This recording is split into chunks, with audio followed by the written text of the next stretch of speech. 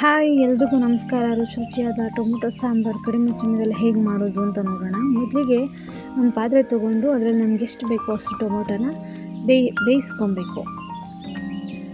ನಂತರ ಒಂದು ಬಾಣಲಿ ತೊಗೊಂಡು ಅದಕ್ಕೆ ಜೀರಿಗೆ ಮೆಣಸು ಹಾಕ್ಕೊಂಡು ಘಮ ಘಮ ಅನ್ನೋ ತನಕ ಹುರ್ಕೊಬೇಕು. ಅದನ್ನು ಮಿಕ್ಸಿಲಾದರೂ ಪುಡಿ ಮಾಡ್ಕೋಬೋದು ಅಥವಾ ಕುಟಾಣಿಲಿ ಹಾಕಿ ಪೌಡ್ರ್ ಮಾಡ್ಕೊಬೇಕು.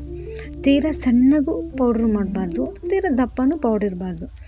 ನಂತರ ಬೆಳ್ಳುಳ್ಳಿ ಜಜ್ಕೊಬೇಕು. ನಂತರ ಸಾಸಿವೆ, ಒಣಮೆಣಸಿನ್ಕಾಯಿ, ಕರಿಬೇವಿನ ಸೊಪ್ಪು ಇಷ್ಟನ್ನು ಹಾಕಿ ರೆಡಿ ಮಾಡಿ ಇಟ್ಕೋಬೇಕು.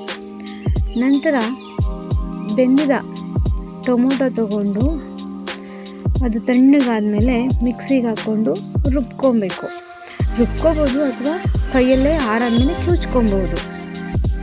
ಈ ರೀತಿಯಾಗಿ ಪೇಸ್ಟ್ ಆಗಬೇಕು.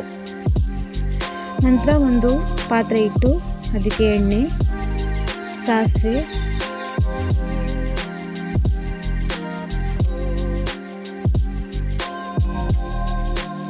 ಬೆಳ್ಳುಳ್ಳಿ, ಮೆಣಸಿನ್ಕಾಯಿ ಎಲ್ಲ ಹಾಕಬೇಕು.